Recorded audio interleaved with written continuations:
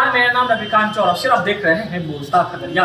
जरा सोचिए, 9 माह तक अपने गर्भ में बच्चों को पालने के बाद माँ जब जन्म देती है अपने बच्चों को और उसके बाद 4 दिन के बाद अपने बच्चों को अगर खोजने लगे तो फिर अस्पताल प्रबंधन के द्वारा ये बताया जाए कि आपके बच्चे मृत हो चुके हैं, उन्हें दफन कर दिया गया है। अब माँ जो है अपने बच्चे का चोरी होने का आरोप अस्पताल प्रबंधन पर लगा रहे हैं। मामला पूरा बता दें कि 4 फरवरी को खगड़िया सदर अस्पताल में डिलीवरी कराने एक महिला लाभ गांव से पहुंचती है। उसके बाद वहां पर दलालों के द्वारा बहला फुसलाकर सदर अस्पताल चौक स्थित आस्था लोक सेवा सदन में आकर भर्ती करा दिया जाता है, जहां उनकी सर्जरी के बाद जो है पेशेंट से करीब 32,000 रुपए की मांग करने लगते हैं अस्पताल प्रबंधन। अब सवाल उठ रहा है कि अगर 4 दिन के बाद बच्चे की अगर खोजबीन हो रही है तो अस्पताल प्रबंधन क्यों नहीं मरीजों को अपने बच्चे दे रहे हैं, या फिर अगर मृत्यु भी हो गई तो फिर मृत्यु से पहले इनके परिजनों को क्यों नहीं सौंपा गया या फिर उन्हें क्यों नहीं दिखाया गया, ये सवाल है। अब दूसरा पहलू ये भी है कि सदर अस्पताल चौक के जस्ट बाजू में पीएचसी है, जहां चिकित्सा प्रभारी बैठते हैं। पूरे प्रखंड के उन तमाम क्लिनिकों की उनके पास जिम्मेदारी है, और अगर उनके नाक के नीचे इसी तरीके से अवैध नर्सिंग होम चलता रहे तो बताइए कि गरीब आदमी कहाँ से आए, गरीब आदमी का कैसे जो है भला हो पाएगा। अब बताइए कि सदर अस्पताल में इतनी सरकार व्यवस्था की है, तमाम वो सुविधाओं से लेस किया है, और दलाल जो है ऐसे अस्पताल में लाकर उनका सीजरियन करा दे, और सीजरियन भी ऐसे फर्जी अस्पताल में करा दे जहां पर कि डॉक्टर का कोई अता पता नहीं, और यहाँ के ही कुछ ऐसे स्टाफ हैं जो किसी न किसी डॉक्टर्स के यहाँ आकर उन्होंने सीखा है, और वही अगर सर्जरी करने लगे, क्योंकि ये परिजनों का आरोप है, ये मैं नहीं कर रहा हूँ, ये तो जांच का विषय है कि आखिरकार यहाँ पर कौन लोग आकर के ऑपरेशन करते हैं, कौन कार्रवाई करेगा, अब ये सवाल है। वही हमने जब अस्पताल प्रबंधन से बातचीत की तो उनका मानना है कि सीजरियन तो इन्हीं के अस्पताल में हुई, बच्चे मृत पाए गए और उन्हें दे दिया गया, और सदर अस्पताल के आईसीयू में जब बच्चों को भर्ती कराने गया तो वहां पर उन्हें मृत घोषित कर दिया गया। अब बच्चों के परिजनों का अलग आरोप है, उनका अलग तथ्य है, और वही अस्पताल प्रबंधन का अलग तथ्य है। अब इन तमाम मामलों को लेकर परिजन जो है खगड़िया के जिलाधिकारी के नाम आवेदन लिखकर न्याय की अब गुहार लगा रहे हैं, अपने बच्चे को मांग रहे हैं।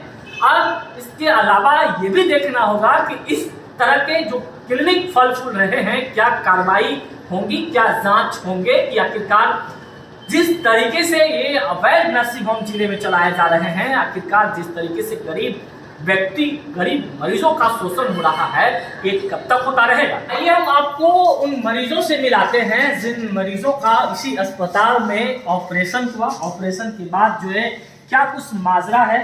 क्या नाम है आपका? कृति। क्या दिक्कत, क्या मामला है, बताइए। मतलब हम ना बच्चा को ढूंढने लगे तो बोला कि बच्चा ठीक है।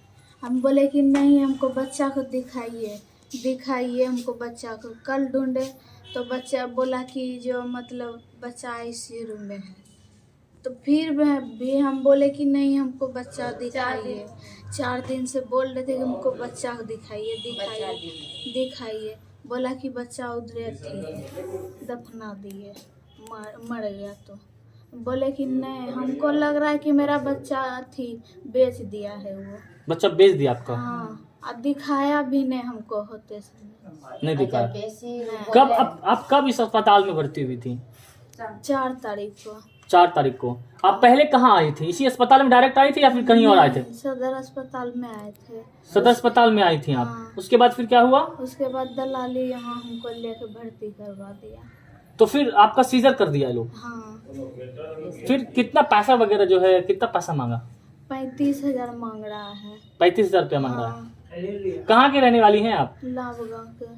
तो अब तक आपको बच्चा नहीं मिला? नहीं दे रहा बच्चा। हम इतने रिक्वेस्ट करते हैं।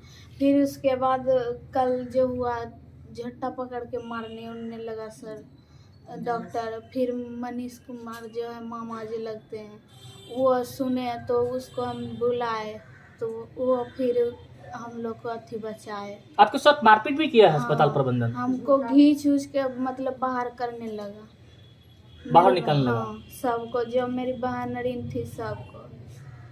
इस अस्पताल का क्या नाम है? आस्था नाम है। आस्था नाम है। हाँ। कहाँ पे है ये अस्पताल? मछली भवन पास है। हमने जाके जब पेशेंट को देखे मारपीट, उसको पहले हम बेड पे बैठाए सारे आदमी। जब सारा मामला को जो है ये लोग बहुत रो रहा था, तो पता चला कि इस लोग को आज 4 तारीख को सदर अस्पताल, जिसको मैंने बार बार उठाया है, सदर अस्पताल में, सदर अस्पताल के अंदर जो सरकारी कर्मी है उन सब का कमीशन फिक्स है। और सदर अस्पताल से क्या अच्छा व्यवस्था है बाहर का, आप यहाँ का नज़ारा देखिए और सदर अस्पताल का नज़ारा देखिए। वहाँ एक दलाल फिक्स है, वो अंदर में फिक्स है। दीदी जो ड्यूटी पे रहती है वो किसी दलाल को देती है और दलाल लेके किसी न किसी हॉस्पिटल में जाता है।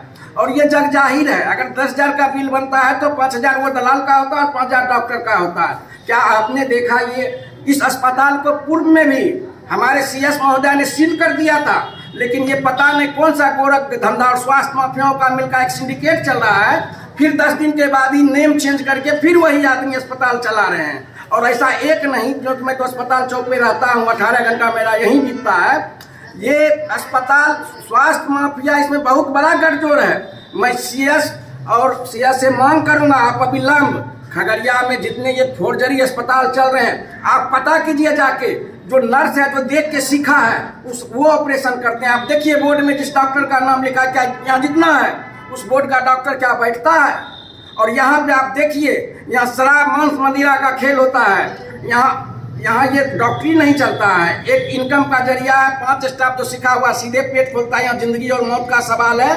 और सबसे ज्यादा हॉस्पिटल चौक पे स्वास्थ्य माफिया का राज हो गया है।